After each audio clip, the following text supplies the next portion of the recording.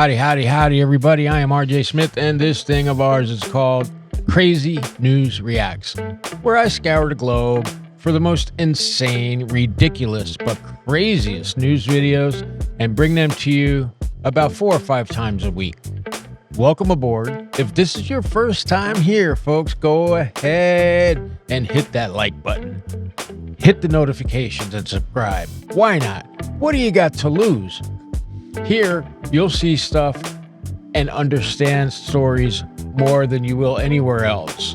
I am a criminologist and a body language expert, along with a best-selling novelist and Hollywood screenwriter. So if you're here, you're going to get really good information, and I know you'll love it. So what do I got today? I got this video about this dude who killed his wife and daughter and then I got it backwards. He built a bunker out in the woods. It took him years to do it. And his plan was to build it, live in the woods for the rest of his life, but then kill his wife and his daughter before he disappears. It is such an insane story. I know you're going to love it. And for all of you subscribers who have been so loyal, thank you. You can see we just hit 50,000 subscribers. Woo-hoo-hoo! So without further ado, here we go. Get ready for vlogging death.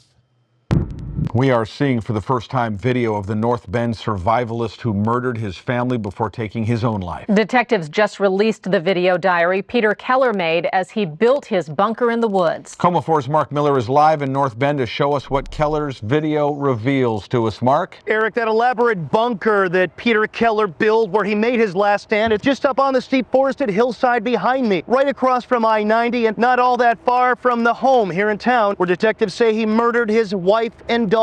Peter Keller talked to the camera, videotaped himself, and described a man who was bored, wanted a more exciting life, and followed an evil and twisted plan before murdering his wife and daughter. Detectives say the quiet survivalist planned for weeks, months, perhaps years to shoot his wife Lynette and daughter Kayleen, burn down their house in North Bend, and escape to the bunker he spent 8 years building. This afternoon, Lynette and Kayleen's relatives spoke publicly. Killed, and this person left a videotape of it. I think it's almost sick to even want to watch that. The family says their only comfort right now is honoring 19-year-old Kayleen by starting a college scholarship in her name, using in part money they found in Keller's bunker, tens of thousands of dollars. Lynette's brother says he has no interest at all in ever looking at Keller's video diary. I don't want to see him, and he's not going to give me any answers. She's gone. Some of the other relatives have watched the video, but they didn't want to talk about it at all today. Now, Keller also said on his video camera, he said, "I don't feel bad about it." It's great. He really is. He's very respectful to me. I mean, he spoils me. He takes care of me. I'm getting pretty close to that time. This is what I got to do. I don't even question it anymore. At this point, I don't know what's going to happen. I may get caught right away. I mean, I could basically be dead in 2 weeks or 3 weeks. I don't know. It's all up to chance at this point. Hey guys. Nice, look at all that Family smoke. didn't yet know it. Something was off with Peter Keller. What follows is found footage that just might be some of the most disturbing recordings ever filmed. Documented like a YouTube video, the video diaries Peter created provide a rare glimpse into the mind of a killer and document how something that may have begun as an innocent hobby ultimately manifested as unbelievable cruelty. The majority of the following footage has never been seen before. It has been analyzed by a licensed professional counselor. Looks like everything's working. Just checking the camera out. Since this is the first time watching myself, I hate watching myself. It's man, that's the way other people see me. So it's gonna take some getting used to. Not used to talking into a camera. Let's see, so here you can look at the trail. There's not much of a trail. I try to keep it as hidden as I can, so other people will stay off of it, which has worked so far. It's pretty far out, so nobody's been up here yet. I usually come up with between a 30 and 40 pound pack. Every time I bring a load of something up, I'm actually starting to get a lot up here. Try to make it as easy as I can during the transition time. So far I've got a bed, blow-up bed, mattress, with blankets and pillows and clothes and stuff to keep me comfortable. So we'll see how long I last. I basically come up here on the weekends or on a Friday, weekday, whenever the weather permits, or depending on what I'm doing, at least once a week. And I tend to stay up here for about, well, with travel time, probably around 9 hours a day. You know what's really amazing to me about this? This guy is clearly a narcissist, okay? He is filming himself and laying out his plan, which is diabolical. But this is a narcissist. He wants to show you the bunker.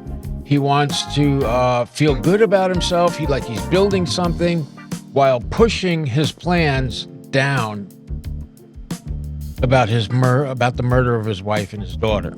So you can clearly see that this man is in, I would say, crisis for real. It's just people don't do this. Even killers do not videotape and talk into the camera. This is a psychosis of a whole nother level, folks. Or beach time, which is a long time. When he wasn't traversing the wilderness with his camera and dog, 41-year-old Peter was also a father and a husband. Hey, guys. Okay, I got this thing. Because you guys won't let me take that many pictures. He and his wife Lynette had an 18-year-old daughter named Kayleen, and the three appeared to be a normal, happy family. Are you videotaping her?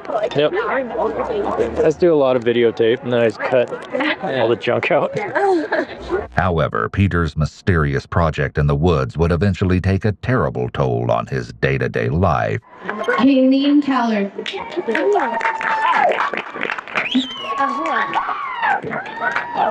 All right, so how do you feel, Kayleen? No more high school, yay! Feel different? No? You don't feel different? You got a new life ahead of you. No more freaking school. Oh, high school. Yeah?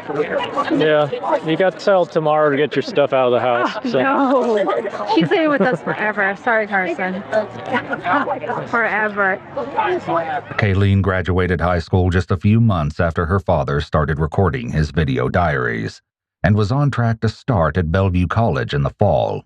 In addition to her interest in environmental preservation and gaming technology, she also appears to have shared her father's interest in cameras and dabbled in the hobby of videotaping as well. Lynette also sometimes used the camera to film videos she uploaded to YouTube. My little puppy's looking outside.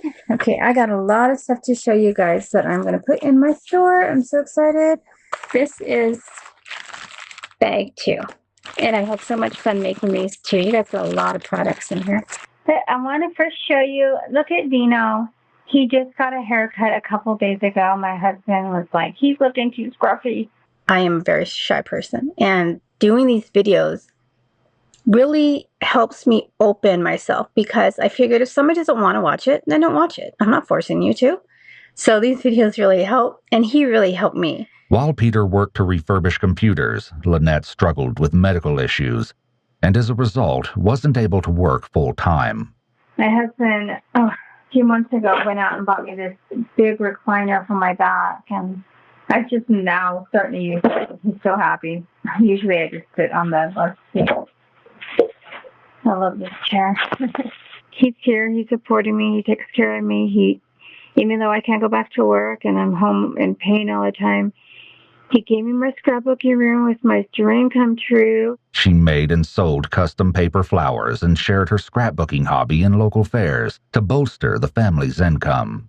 Oh my gosh, I'm so excited. pretty much this is my anniversary present. I'm so thankful that my husband was able to give me that so I could stock up on supplies for me. And I also got some stuff for you guys too. Even my husband was looking at this and was just like, oh my gosh, look at the detail. From an outside perspective, it appeared that although the family faced challenges, they were sticking together and making things work. But as later events would reveal, all wasn't going as well as it appeared. You can watch me open this thing. This thing's always so heavy. That works good. This impressive structure, affectionately nicknamed Camp Keller, was what kept Peter occupied in the woods for so long. Disguised as part of the hillside, the only thing that might give its presence away is a temporary tarp stretched over part of the roof, but Peter took care to conceal that with brush. Another thing that hits me is when the wife is speaking, you can clearly see she loves him. She's thankful for what he's doing for her. She praises him. I mean, this man is lucky to have someone like that. But when you're in the grip of mental illness, there's a whole different realm of crazy, right? Different realm. This guy, on the surface, if you see him walking down the street, he just looks like a normal, average guy, right? You wouldn't suspect anything. But this guy's going to the woods for years planning this, all the while smiling and laughing with his family, knowing he's going to kill them. It's definitely psychosis. I wanted to do, probably since I was a teenager, to make a home underground somewhere, deciding to live around people. One of my projects today is to take all this wood that I've cut up recently and stack it up, pull it down, so if somebody stumbles out here, it not as noticeable. It's just now I have the means, I'm able to actually pay for it. I've spent a lot of money on this so far, thousands of dollars. Thousands more on guns and other stuff, other hardware I'm going to need. Everything I can think of. The bunker was a shocking feat of engineering, considering all of Peter's supplies were either gathered from the forest around him or carried in from his house, which was about an hour's hike away. This is kind of an outside look. It's my wood pile on this side.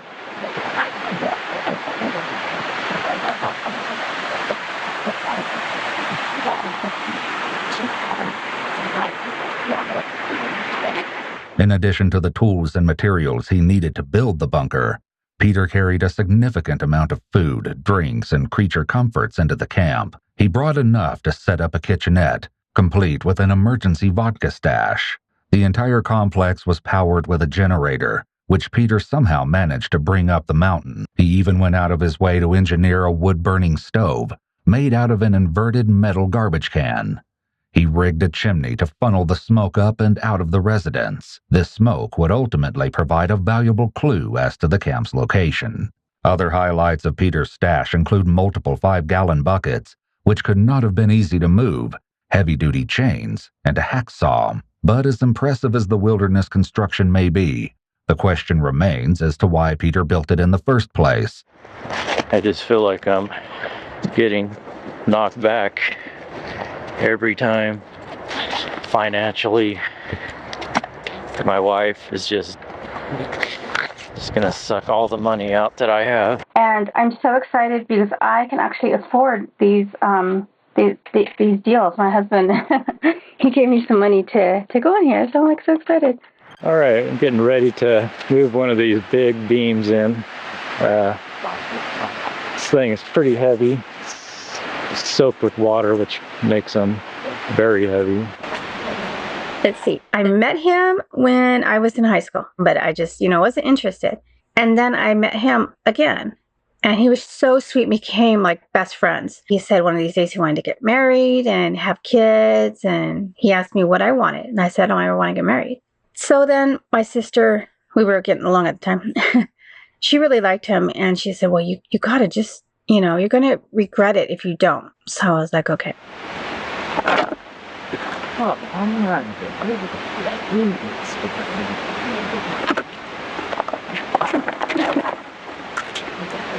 Then 3 months later, he started talking to me about marriage. And I was like, dude, I told you I don't want to get married. Stop pressuring me. We've only officially been together for 3 months. He actually started within a month. And I was just like, no, you gotta stop. So finally, little over 3 months, he asked me to marry him. I was like, of course I'll marry you. And I grabbed the ring and put it on my finger. I was just so excited. Jesus. My God. This guy is determined, right? That log must weigh at least 400 pounds or more than that. And he is trying to put this in to hold the roof up. Absolutely insane. First of all, one of the things strikes me is he believes he's just going to disappear into the woods. Nobody's going to find him.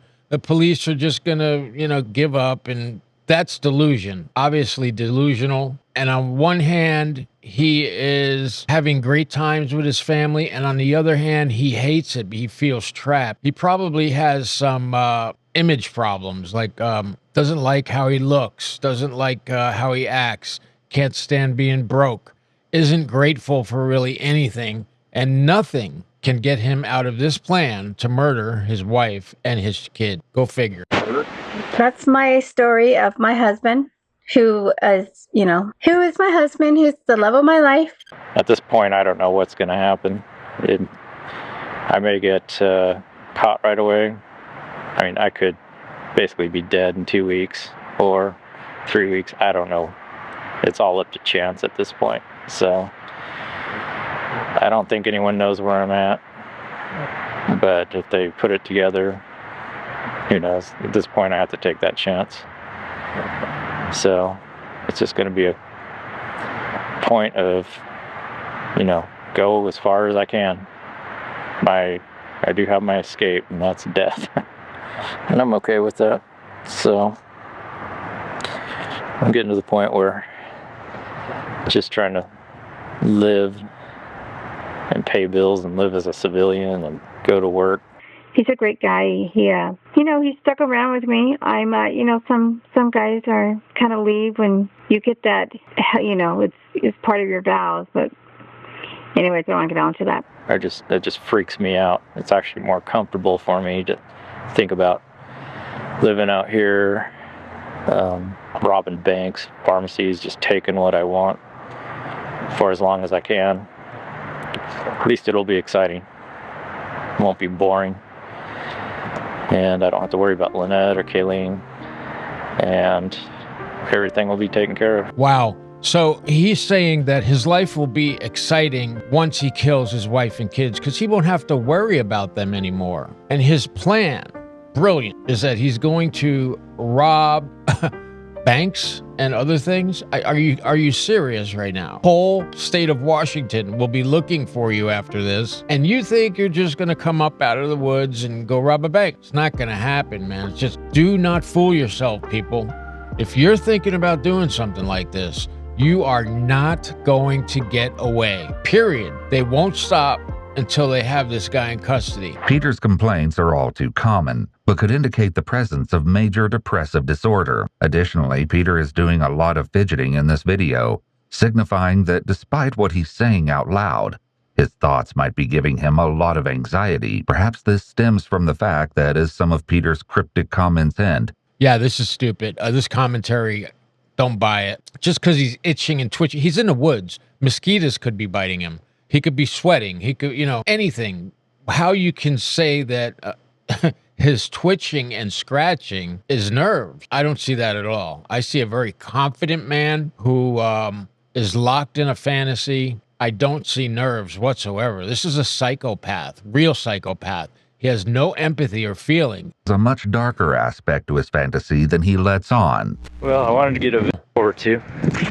I am getting pretty close to that time.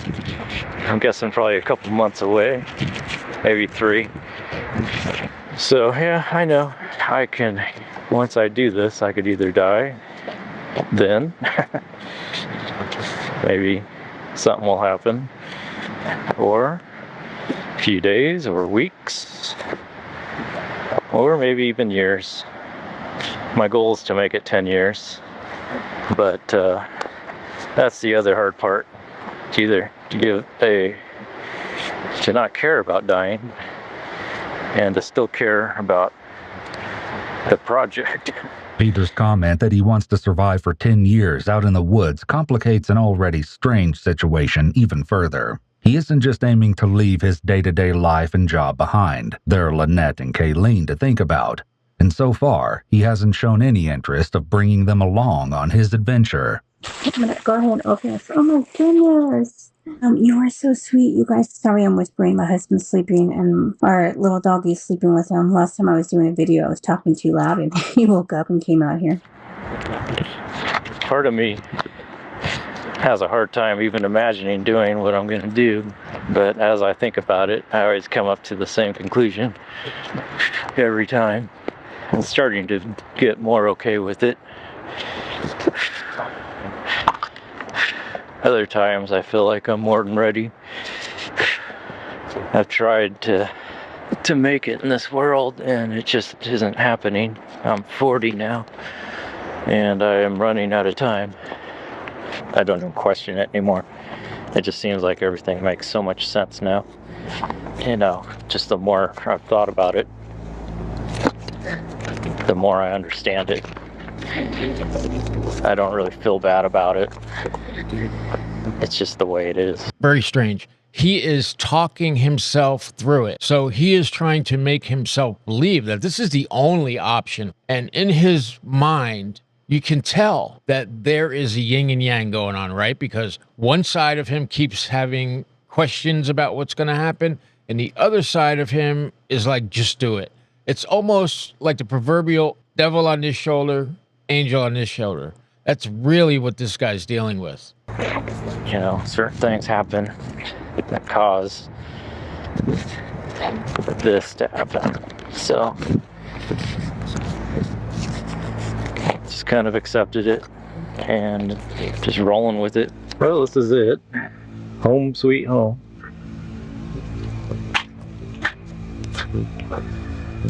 Got the lantern going so you can see a little bit, not a lot.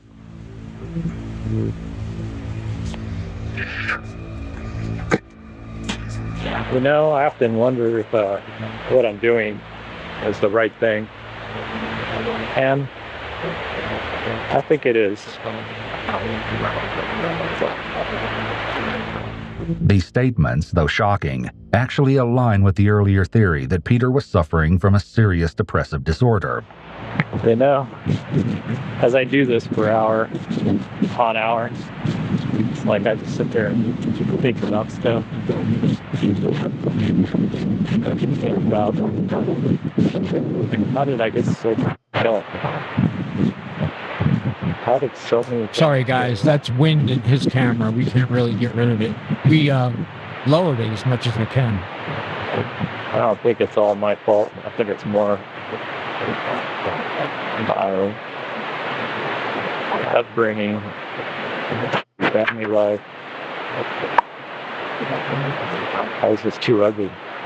Okay, so did you catch that? He is blaming his situation on his upbringing. Now, when children experience trauma, it is true that that trauma can last the entire life. It can actually change the brain and how it functions. As a young child, you soak up everything, right? You're like a sponge. So if your childhood is terrible, all of that is going to have an effect on your perception, your thinking, your action. And clearly, he just said he's ugly, so he's not happy with how he looked. I would say this is more than a depressive disorder. I would say this is definitely psychopathic.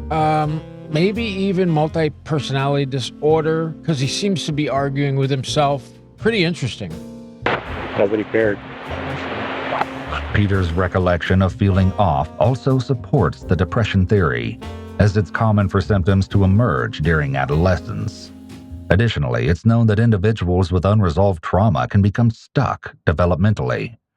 This could very possibly be what happened to Peter, as he previously mentioned that he'd wanted to build a camp like this since he was a teen. If he became emotionally stuck at that point in his life, it could explain his apparent resentment for his family, along with the continued desire to depart from society. Yeah, basically last year has been really tough on me. I've been coming to terms, realizing just how pathetic I am. And there's just no hope. But it's tough. Wasn't interested in anything anymore. Couldn't motivate myself. All I did was work on this. This is the only thing that would make me feel better. But I think I've come to terms with it.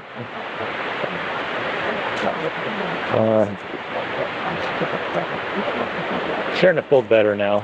I'm not quite sure why exactly. It's just that I'm getting this further along, or maybe I've just come to terms with what I am, my situation, and I'm kind of working through it. You know, I've tried. I always keep going back to the same person I am.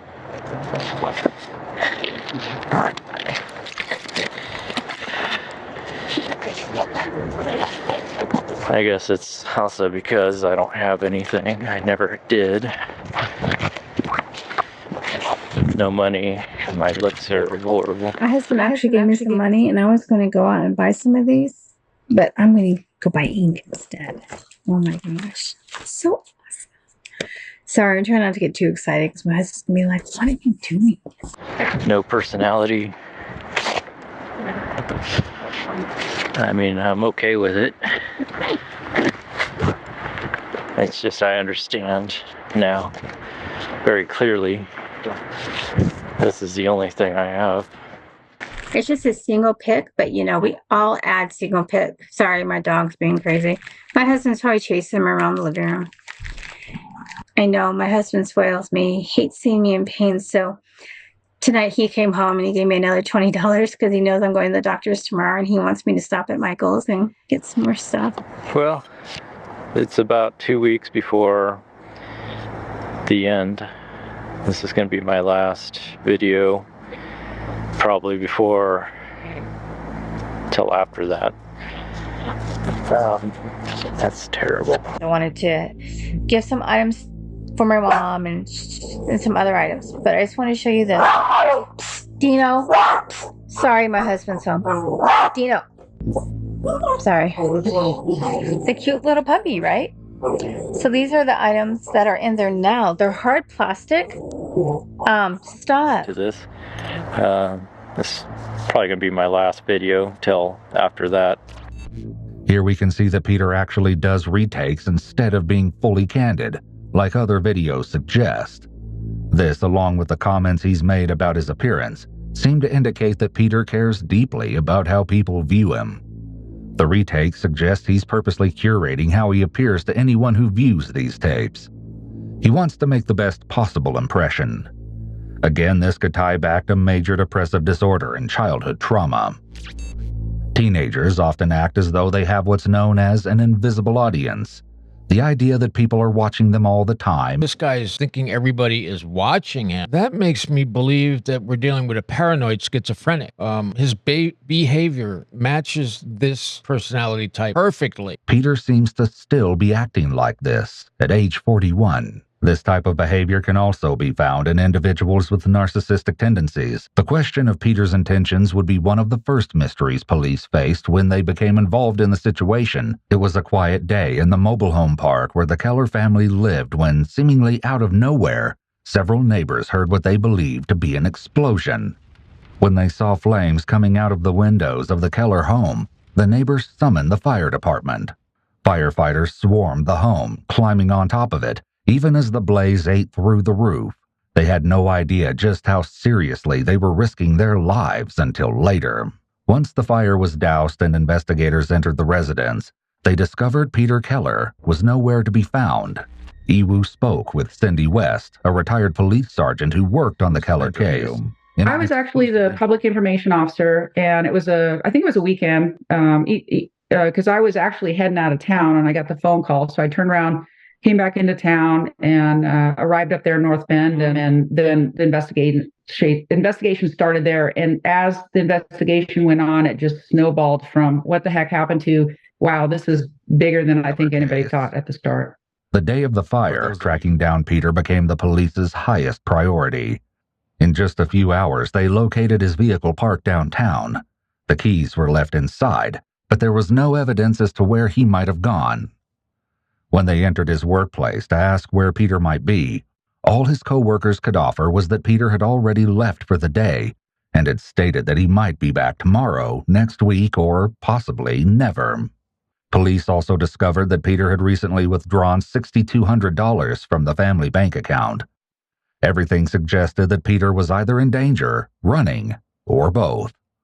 For now, police had no idea where he could be hiding. But they weren't clueless for long. Police got lucky when searching Peter's home and unearthed a hard drive containing Peter's video diaries. Combined with what else was discovered in the residence, the investigation went from serious to downright bone-chilling. I mean, think about this, guys. He spent years up in the woods. In Washington State, the trees are huge. That's where they have the sequoias, right? So he's up in this mountain.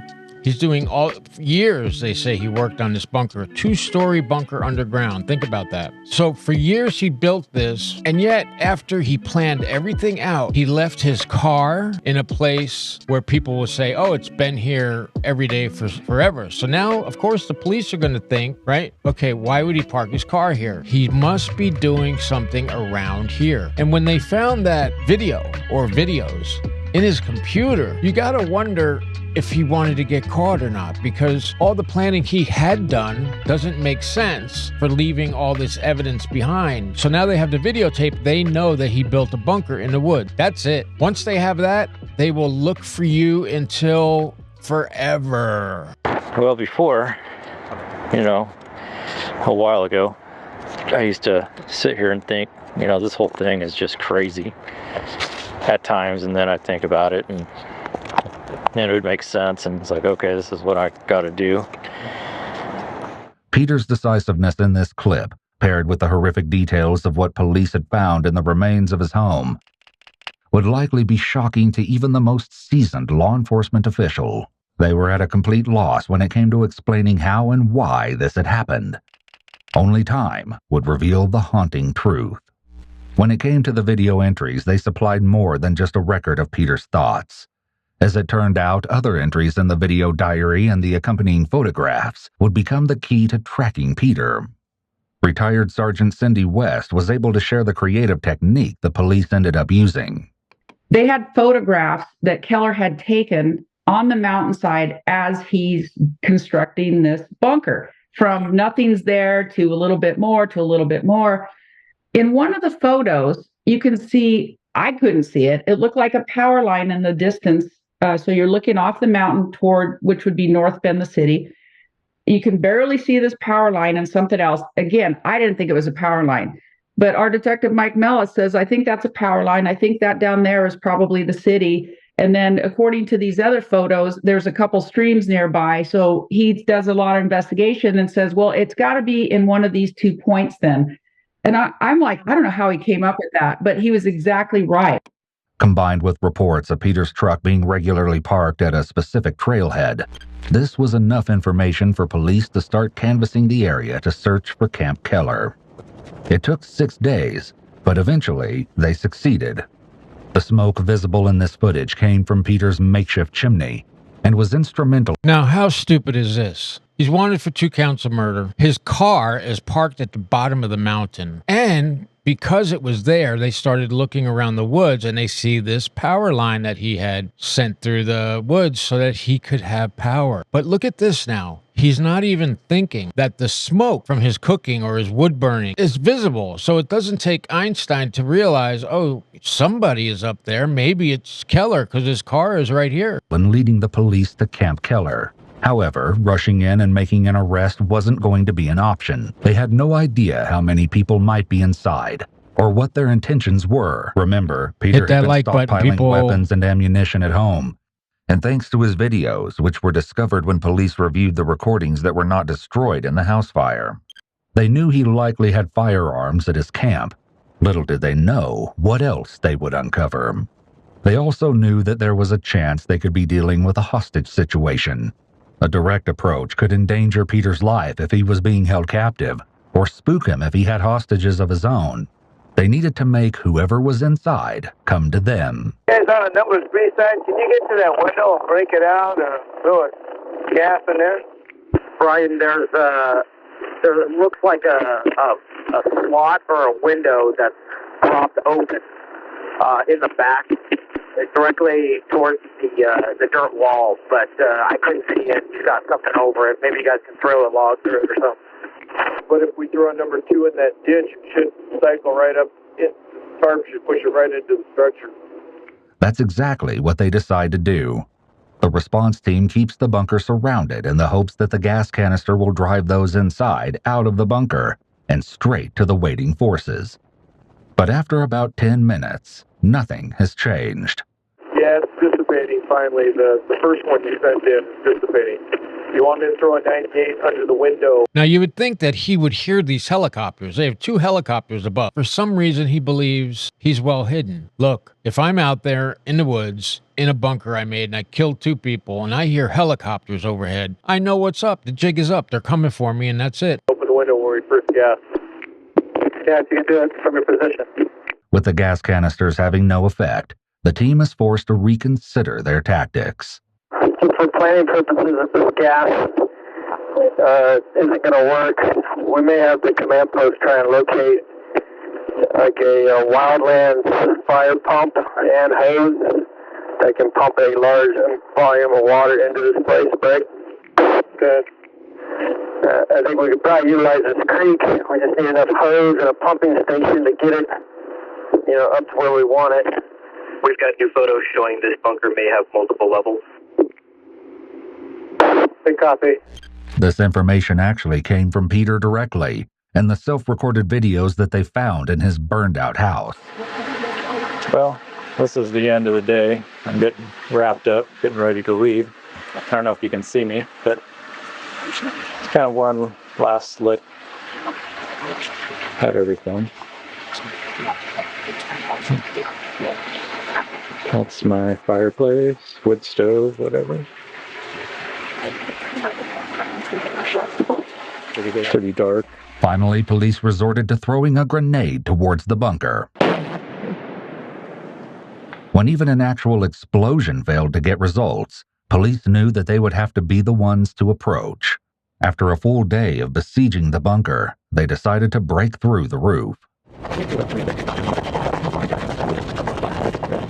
You might be wondering why a house fire investigation demanded such an extensive response. As a matter of fact, it didn't. After assessing the situation, investigators concluded that they were dealing with arson, but that would all change when they made their way into the home and stumbled upon a disturbing discovery. It wasn't a subtle attempt either. The remains of a red gas can were found melted onto the stove, where it had been placed in a skillet to heat up until it ignited. Police found several other gas cans throughout the residence, boxes of ammunition, and a homemade explosive device. Investigators could only assume it was meant to be triggered by the fire in order to destroy the house and everything inside. Had the fire team arrived just a few moments later, it could have gone off while they were on the roof, potentially costing them their lives. Police believed that this evidence was meant to be destroyed in the fire, along with the video diaries, but those items were hardly the most shocking thing they discovered. There were 2 bodies in the bedroom of the Keller home, untouched by the fire. Tragically, the bodies were identified to be those of Lynette and Kayleen Keller. They had both been shot in the head. Nice. Nice, look at all that smoke. Oh my gosh. Okay, make sure you don't touch this. Okay. It seems that what Peter's video diaries have been hinting at the entire time was killing his own family. Part of me has a hard time even imagining doing what I'm going to do. But as I think about it, I always come up to the same conclusion every time. I'm starting to get more okay with it. I don't think either of them knew it was coming. Again, based on the conversations that we had with friends of both of them, it sounded like he was a loving, great husband. So I think they're both blindsided by it. And, I don't know. This case just racks my brain.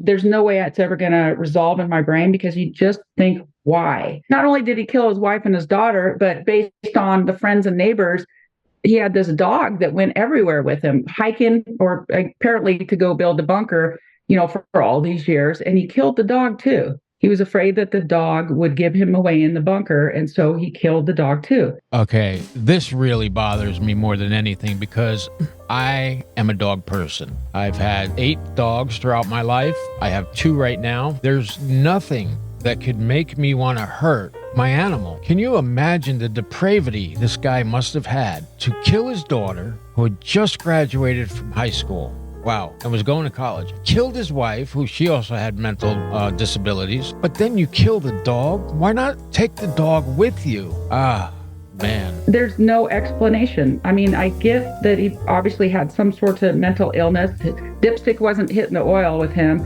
but it just makes you shake your head. I've seen a lot of stuff in my career, a lot of bad things. You just shake your head about, sometimes when things happen. But this case really, really got to me. TAC 30, aka SWAT guys, discover the bunker. Of course, they surround it, make sure everybody's safe, let everybody know what's going on before they hail to him saying, hey, come on out with your hands up, yada, yada, all that. And it was just a short time after they initially tried to make contact with him that they heard a pop. So they didn't know, did he have an accidental discharge? Was it something else? They didn't know. When the walls of Camp Keller were finally breached, police discovered that Peter had stayed true to his word and ended his life when faced with capture. Soon after the police surrounded his stronghold, perhaps this was Peter's only intention all along. He wanted to achieve this teenage fantasy of living out underground in the woods before he died, but he had no end game other than his own death. Well, the fact that he was found was significant. We were worried what he might do to somebody else. If he's, brazen enough to kill his wife and his daughter, then what's he going to do to somebody else? But I think there was a sense of relief that it was over. That he had been not apprehended, but that he was finished with his crime spree, that nobody else got hurt. There was so much potential for injuries to citizens and all the officers involved that it was definitely a sense of relief. The camp was turned over to King County Department of Natural Resources, who eventually destroyed the bunker. Wow, guys, that was one hell of a story. Thank you so much for coming by today. And hey, you like and subscribe, right? Like and subscribe. I definitely want to have you here as part of our family. Just to wrap up, look, if any of you guys are dealing with mental illness, or if you're in crisis, or if you're having these kind of homicidal thoughts, look, it's not illegal to be mentally disturbed, right? Plenty of help out there. You could either get on medications, you can go into a hospital for a few days to get your mind right. There are counselors and psychiatrists and psychologists. This is a huge problem in the United States, mental illness. There are a lot of resources. Don't take things to this level. This is something you can't come back from. I'm RJ Smith. This has been Crazy News Reacts. Like, subscribe, but most importantly, what? Turn on the notifications so that they let you know every day when I come on here. Peace. See ya. Have a good one.